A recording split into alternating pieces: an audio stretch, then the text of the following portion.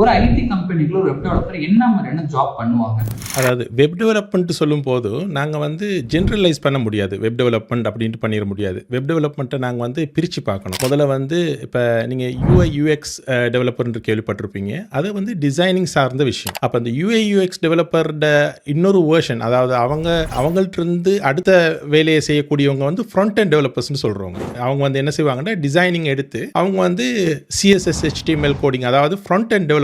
அதாவது நீங்க ஒரு வெப்சைட்டுக்கு போனா முன்னாடி நீங்க காணுவீங்க இல்லையா விஷயங்கள். ஒரு கார் எடுத்துக்கொண்டா கார்ல பாடின்னு சொல்லலாம். என்ஜினுக்குரிய வேலையை செய்யறவங்க தான் வந்து பேக் எண்ட் டெவலப்பர்ஸ்னு சொல்றாங்க. அப்ப இந்த 3 வகையான ஆட்கள் இருக்கிறாங்க. டிசைனிங் செய்யறவங்க, ஃப்ரண்ட் எண்ட் டெவலப் பண்றவங்க, பேக் எண்ட் டெவலப் பண்றவங்க. இந்த 3 வகையான வேலை இருக்குது. இப்போ இதுல உங்களுக்கு எது இன்ட்ரெஸ்டான ஃபீல்ட்ன்றதை பார்த்து நீங்க சூஸ் பண்ணணும். சிலவங்களுக்கு வந்து கோடிங் ரொம்ப இன்ட்ரெஸ்டா இருக்கிறவங்க பேக் எண்ட் டெவலப்மெண்ட்டை சூஸ் பண்ணிக்கொள்ளலாம். இல்ல கோடிங்கும் டிசைனிங் சேர்ந்து பண்ணணும் அப்படின்னு நினைக்கிறவங்க ஃப்ரண்ட் எண்ட் டெவலப்மெண்ட்டை சூஸ் பண்ணலாம். இல்ல எனக்கு கோடிங்கே வேணாம், டிசைனிங் மட்டும்தான் பண்ணணும் அப்படின்றவங்க யூஎக்ஸ், யூஐ மாதிரி அந்த மாதிரி விஷயம். இது அவங்களோட இன்ட்ரெஸ்ட்டை பொறுத்து தான் இருக்குது.